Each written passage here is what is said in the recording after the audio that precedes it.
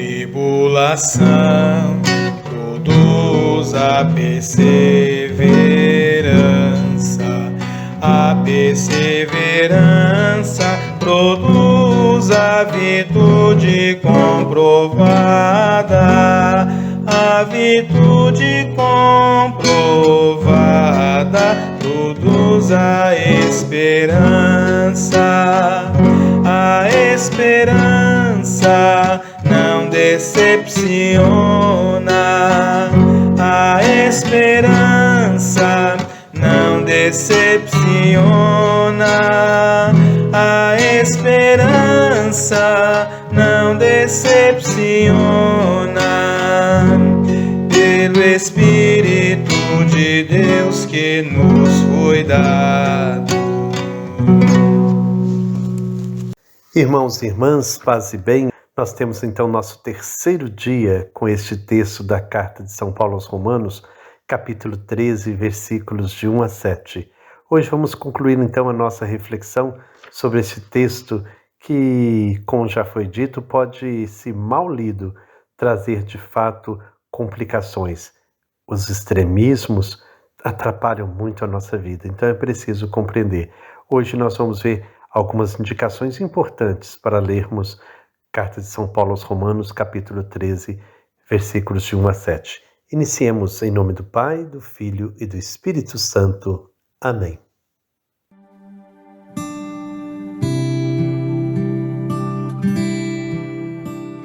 Pai que estais nos céus, neste ano jubilar em que somos chamados a ser peregrinos de esperança, colocamo-nos a meditar a carta de São Paulo aos Romanos, certos de que a esperança não decepciona, quando alimentada pela fé em vosso Filho Jesus, pedimos que a vossa graça nos transforme em cultivadores diligentes das sementes do Evangelho, que fermentem a humanidade e o cosmo, na esperança confiante dos novos céus e da nova terra, quando vencidas as potências do mal, se manifestar para sempre a tua glória. Que esse tempo de meditação bíblica reaviva em nós, peregrinos de esperança, o desejo dos bens celestes e derrame sobre o mundo inteiro a alegria e a paz do nosso Redentor. A ti, Deus bendito na eternidade, louvor e glória pelos séculos dos séculos. Amém.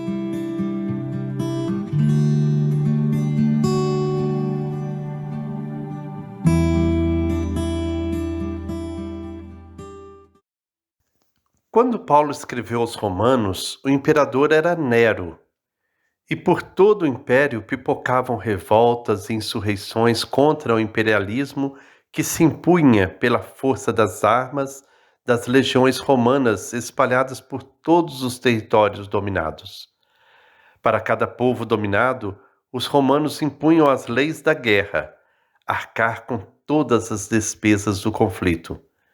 E uma vez vencido, submeter-se à lei da vitória, entregar todo o território, o solo, o seu subsolo, ao vencedor. Foi assim que o Império Romano se tornou um grande latifúndio estatal, reduzindo 2/3 da população à escravidão. Na Palestina, desde os tempos de Jesus, havia constantes tentativas de insurreição por parte de vários grupos revoltosos, por exemplo, os zelotas, sicários, vários grupos de bandidos e etc. E esses movimentos revolucionários contagiaram quase todo o império, inclusive os judeus que viviam fora da Palestina. Alguns anos antes de Paulo escrever aos Romanos, os judeus de Alexandria opuseram forte resistência às leis do Império Romano e recusaram-se a obedecê-las. Em consequência disso, suas sinagogas foram depredadas e seus bens confiscados.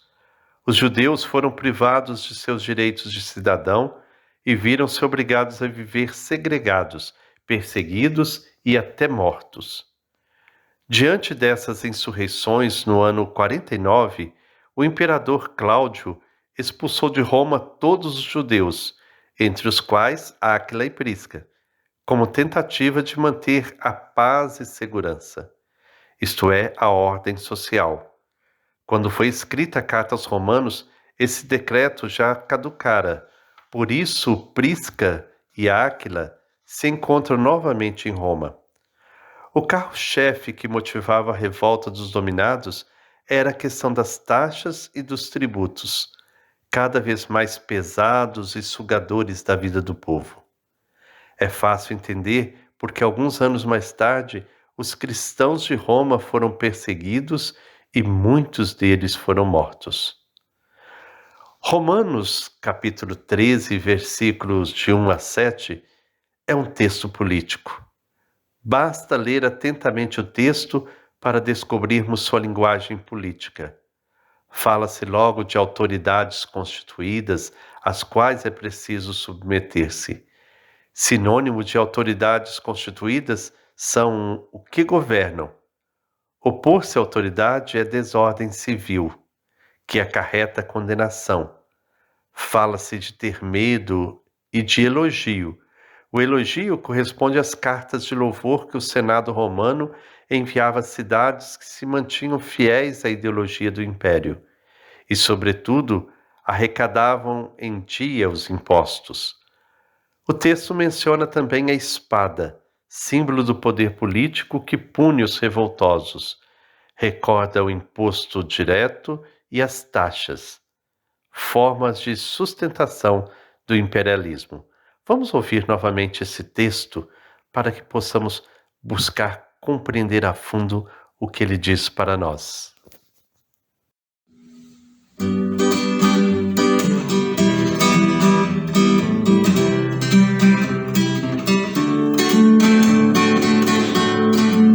Ninguém consegue impedir que o sol nasça, ninguém consegue matar quem é terra e sempre incomoda a semente, na esperança do que ela contém.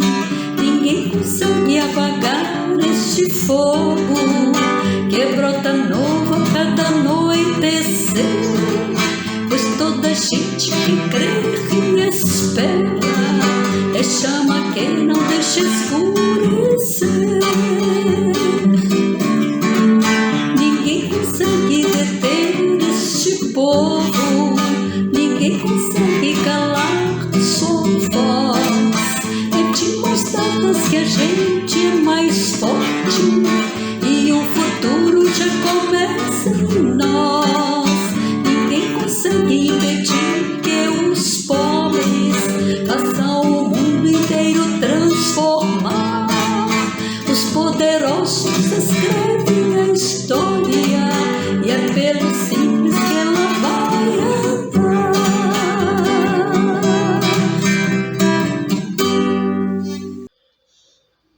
Submetam-se todos às autoridades constituídas, pois não há autoridade que não venha de Deus, e as que existem foram instituídas por Deus. Quem se opõe à autoridade se opõe à ordem estabelecida por Deus. Aqueles que se opõem atraem sobre si a condenação. Na verdade, os que governam não devem ser temidos quando se faz o bem, mas quando se faz o mal. Se você não quer ter medo da autoridade, faça o bem, e ela o elogiará. A autoridade é um instrumento de Deus para o bem de você, mas se você pratica o mal, tema, pois não é à toa que a autoridade usa a espada. Quando castiga, ela está a serviço de Deus, para manifestar a ira dele contra o malfeitor. Por isso, é preciso submeter-se, não só por medo do castigo, mas também por dever de consciência. É também por isso que vocês pagam impostos, pois os que têm esse encargo são funcionários de Deus.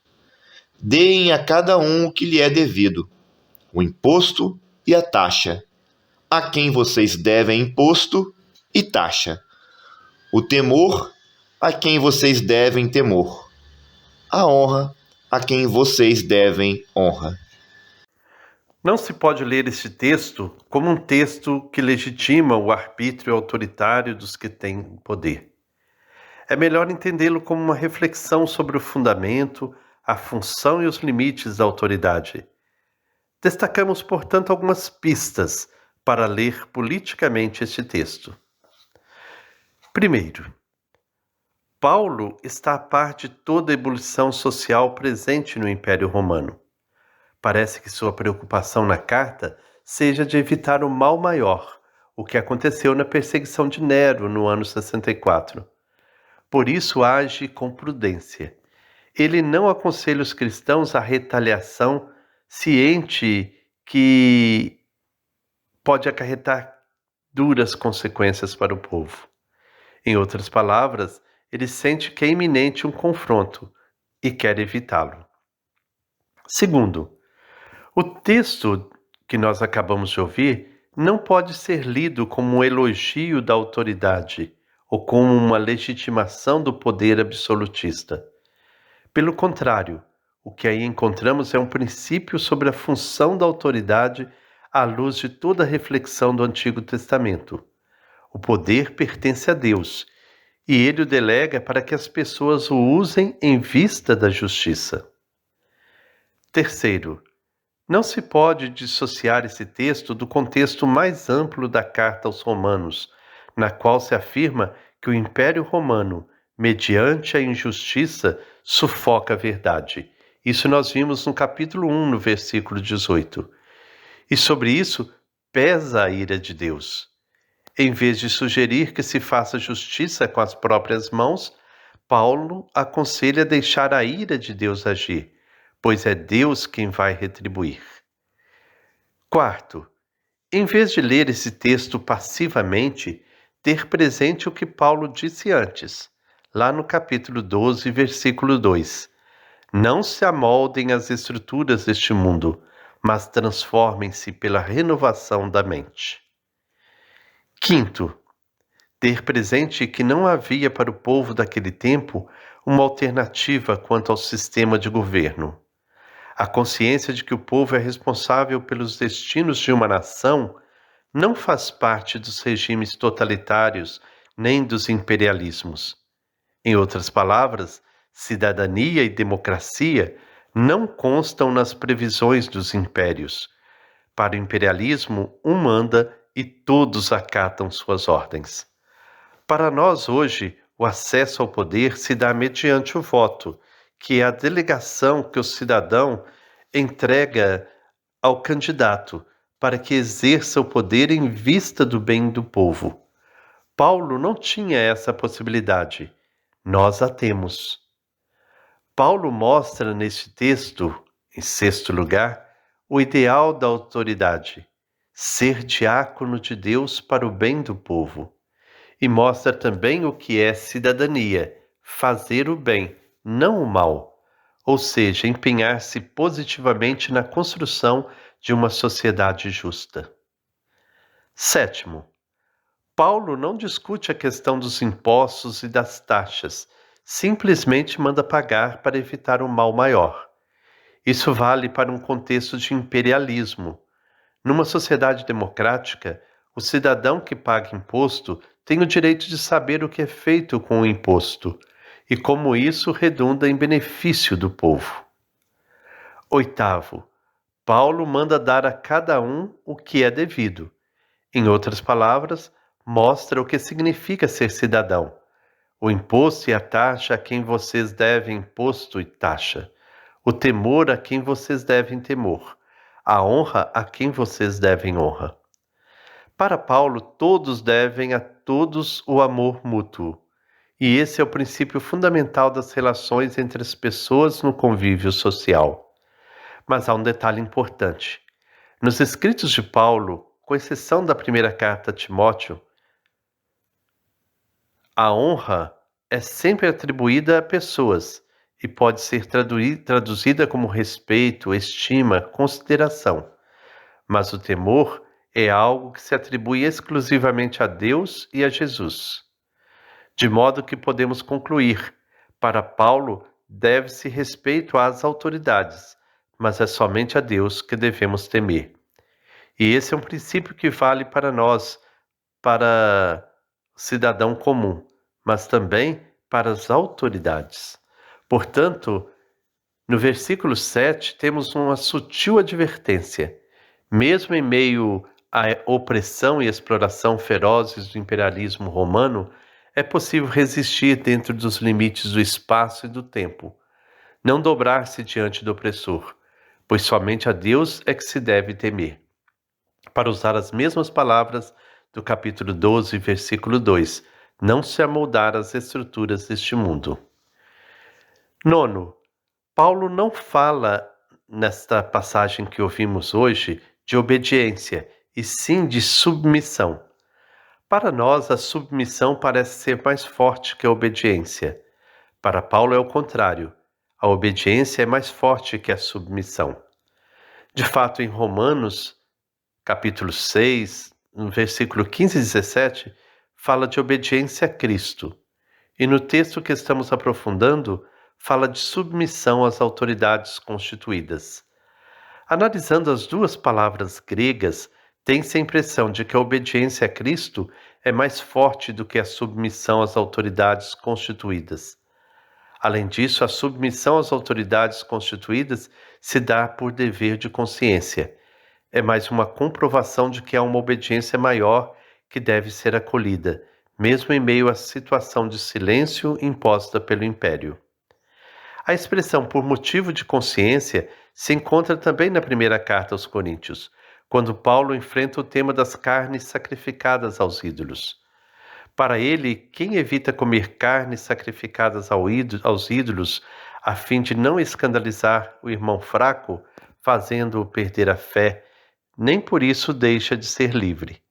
Sua liberdade não é diminuída se essa pessoa se abstém de algo. Isso demonstra que, para Paulo, liberdade é também uma disposição interior. Por isso, podemos afirmar que em seus escritos a obediência é mais forte do que a submissão, por dever de consciência. E os cristãos devem obediência somente a Cristo. Então, que nós possamos tirar algumas conclusões deste texto, para assim finalizar nossa reflexão acerca desse capítulo 13, versículos de 1 a 7. É impossível querer que Paulo, dentro dos limites do tempo e do espaço em que se encontrava, tivesse uma postura semelhante à de um militante político de hoje. A distância que nos separa dele é muito grande. Sendo assim, ficam de pé algumas questões. Paulo teve coragem de tocar um tema espinhoso e polêmico, avançando um pouco e deixando a reflexão aberta para outras contribuições posteriores. Paulo não leva em conta, como fazem os estudos bíblicos atuais, outros modos de ver a autoridade política. E, por fim, permanece de pé o princípio fundamental do Antigo Testamento referente ao poder. O poder pertence a Deus, mas ele não o exerce, prefere delegá-lo. Porém, a quem Deus o delega?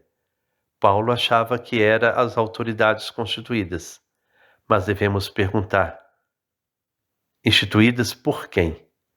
Aí entra o conceito de democracia. Deus delega seu poder ao povo, que no arranjo social atual escolhe mediante o voto os seus representantes. Estes devem ser servidores do povo em suas necessidades fundamentais. Bom dia, Frei Gilberto, bom dia, Eliane, bom dia, comunidade de fé, você que reza com a gente no campo e na cidade, paz e bem. Frei Gilberto, essa narrativa é para a gente colocar os pés no chão, olhar para a nossa realidade na atual conjuntura deste momento e posicionar a favor do Evangelho. Posicionar a favor do Evangelho é posicionar a favor da vida, da justiça, da ética. Nós sabemos que quando se trata desse tema, quais são o seu compromisso com a vida, né? Porque tem coisa que não está em jogo. Uma delas é o respeito à vida, à justiça, ao povo, ao seu território. Então nós peçamos a Deus que nos ilumine, nos dá força para que a gente posicione sempre a favor da vida e não a favor dos projetos de morte.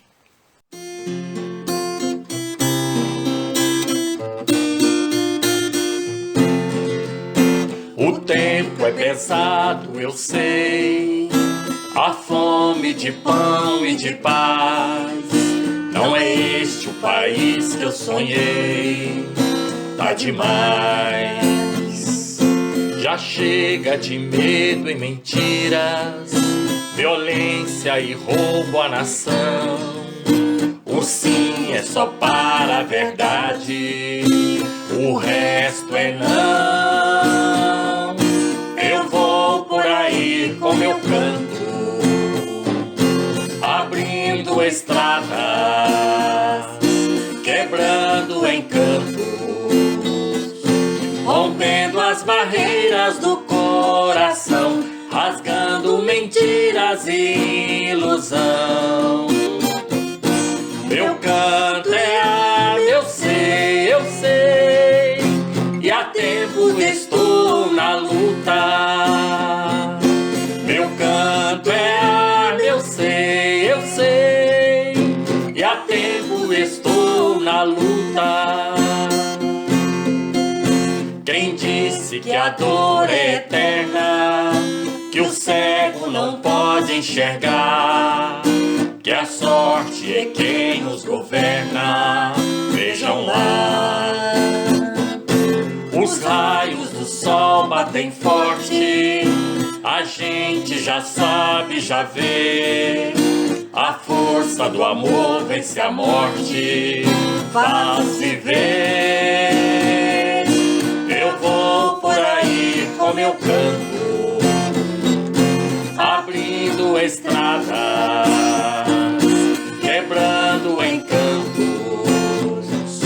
rompendo as barreiras do coração, rasgando mentiras e ilusão. Meu canto é arma, eu sei, e há tempo estou na luta. Meu canto é arma, eu sei, e há tempo estou na luta. Assim terminamos essa nossa reflexão e esses 3 dias junto a esse texto do início do capítulo 13. Que o Senhor nos inspire a cada vez mais reconhecermos a ação de Deus na história, a ação de Deus em nossa vida, nos convocando a construirmos o seu reino de amor e de paz. Que o Senhor nos abençoe em nome do Pai, do Filho e do Espírito Santo. Amém. Paz e bem. A